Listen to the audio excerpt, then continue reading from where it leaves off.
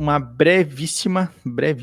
um brevíssimo resumo sobre as posições, tá? O amilenismo, junto com o pós-milenismo, as posições possíveis dentro da confessionalidade reformada. Para nós, que somos reformados no sentido de participantes de uma tradição que tem, conforme a gente já falou também diversas vezes aqui no canal, confissões de fé que padronizam o nosso entendimento a respeito das escrituras, só há duas posições que são possíveis de ser defendidas. É o amilenismo e o pós-milenismo. O pré-milenismo, tanto o clássico quanto o dispensacionalista, ele não tem como ser defendido à luz de como nós entendemos o Antigo Testamento e o Novo Testamento. O amilenismo, tá? Ele nega um reino físico e literal de Cristo. Então, o amilenismo não entende que o milênio, de que o reino de Jesus Cristo, ele vai ser físico e literal aqui neste mundo. Eles também não entendem que nós vamos viver o milênio, mas eles entendem que nós já vivemos no milênio, que é um termo então simbólico para descrever um longo período de tempo. Então, 1000 anos aqui, o milênio descrito em Apocalipse 20, como a gente acabou de ler, eles não se referem literalmente a 1000 anos, mas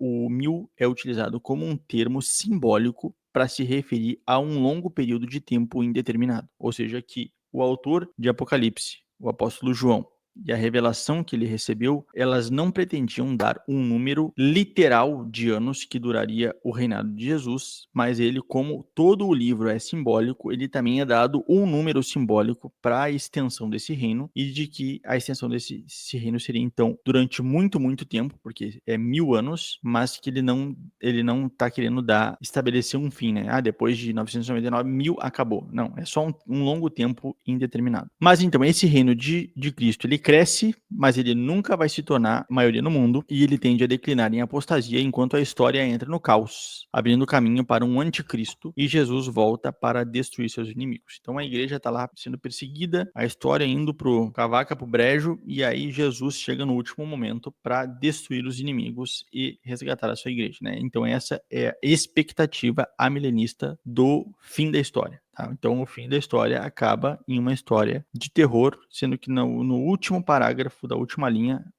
encontra a redenção quando Jesus Cristo volta para salvar a sua igreja. O pré-milenismo, ele crê, diferente do amilenismo, em um reino físico e literal de Cristo, ou seja, que Jesus vai voltar aqui para esse mundo e ele vai estabelecer ainda na história um reino político, e ele vai reinar durante 1000 anos. Então a gente não vive no milênio, a gente vive numa era que antecede o reino de Jesus Cristo. Mas, igual ao amilenismo, a história também entrará em caos, abrindo caminho para o anticristo e a apostasia da igreja. Depois disso, então, Jesus volta para destruir seus inimigos e inaugurar um reino de 1000 anos sobre a terra, onde a paz e a justiça dominam. Aí depois tem mais alguns eventos, e aí sim vem o juízo final e o mundo eterno, né? Depois nós temos o dispensacionalismo, que é uma variante pré-milenista, né? Porque os dispensacionalistas acreditam exatamente igual os pré-milenistas históricos, com algumas diferenças, tá? Aí vai depender de qual dispensacionalismo se está adotando, porque já existem diversas revisões dispensacionalistas que, na minha opinião, é uma prova de que o sistema não funciona, de que o sistema está errado. Então a gente vai ter revisado, depois não sei o que, não sei o que, não sei o que, toda hora estão revisando a coisa porque nunca se encaixa direito, e eles tentam suavizar os problemas porque os primeiros modelos, na minha opinião, eles eram heréticos. Então ele diverge por dividir a história em dispensações, firma um arrebatamento secreto e uma distinção grande entre igreja e Israel, como o povo de Deus. Então na prática lá a igreja é só a igreja dos gentios, que somos nós. Essa era da igreja é só um parênteses na história de Deus, mas o grande povo de Deus sempre foi e sempre será a nação de Israel, coisa que nós não entendemos dessa forma. Mas igual também os pré-milenistas clássicos, novamente, vão cair num futuro caótico, num futuro pessimista, onde as coisas vão de mal a pior, anticristo, etc, etc, como eu já falei antes. E depois nós temos o pós-milenismo, que também, a semelhança do amilenismo, ele nega um reino físico literal de Cristo, no sentido de que Cristo não vai vir para esse mundo para inaugurar um reino político aqui. Cristo veio, e Cristo, desde a sua primeira vinda, Cristo está reinando. Se vocês forem a ver a apologética judaica do judaísmo enquanto religião, eles vão zombar dos cristãos porque geralmente eles vão lidar com os cristãos pré-milenistas ou dispensacionalistas, porque em nenhum momento a gente encontra nas profecias que o Messias faria uma vinda só para morrer e uma vinda depois para reinar. E eu concordo com eles.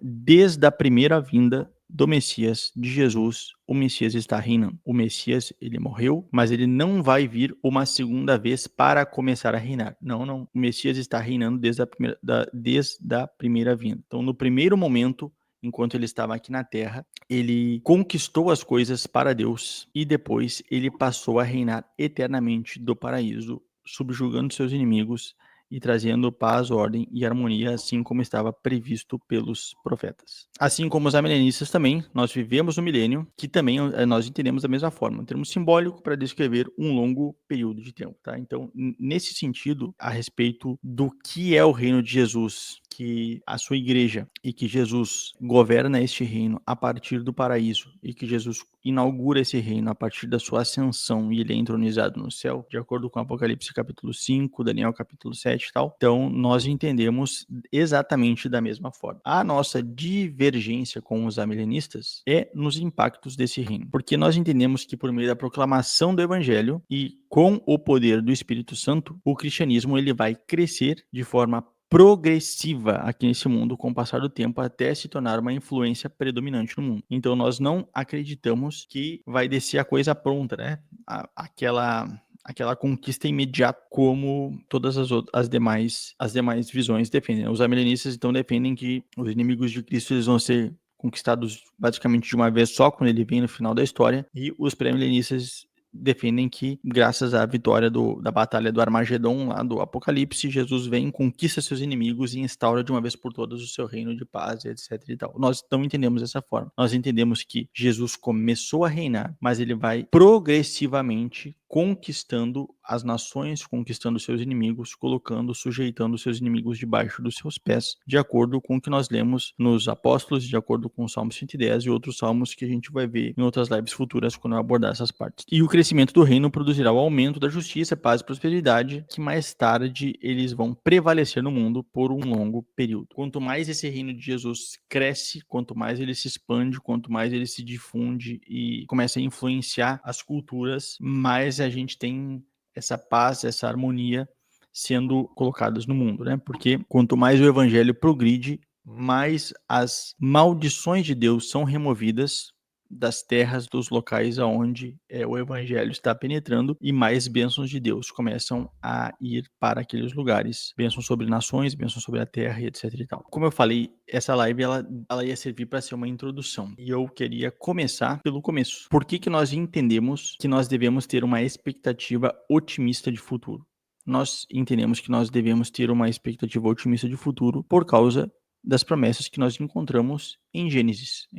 Então eu queria começar pelo livro de Gênesis hoje e depois a gente pode progredir para os Salmos, para os profetas e depois chegar finalmente no Novo Testamento, quando a gente vai ver Jesus e os seus apóstolos falando exatamente a mesma coisa e evocando as mesmas promessas que nós temos desde o Antigo Testamento. Por explicar melhor o que seria essa prisão de Satanás e depois sua liberdade para enganar as nações? Sim, mas eu vou explicar isso quando eu chegar nesse assunto, que eu não quero adiantar, tá? Porque eu quero construir a coisa desde o início, porque eu não acho assim, que pra gente ter um entendimento adequado, as pessoas elas querem sempre só para alguns textos, para entender alguns textos, e aí elas ficam sempre só comparando um texto, o mesmo texto sempre, e elas não criam profundidade para entender quais são as bases que sustentam esses textos. A forma que nós entendemos a prisão de Satanás, a forma que nós entendemos Apocalipse 20, até nós chegarmos lá, é preciso ter outras coisas consolidadas para a gente conseguir entender.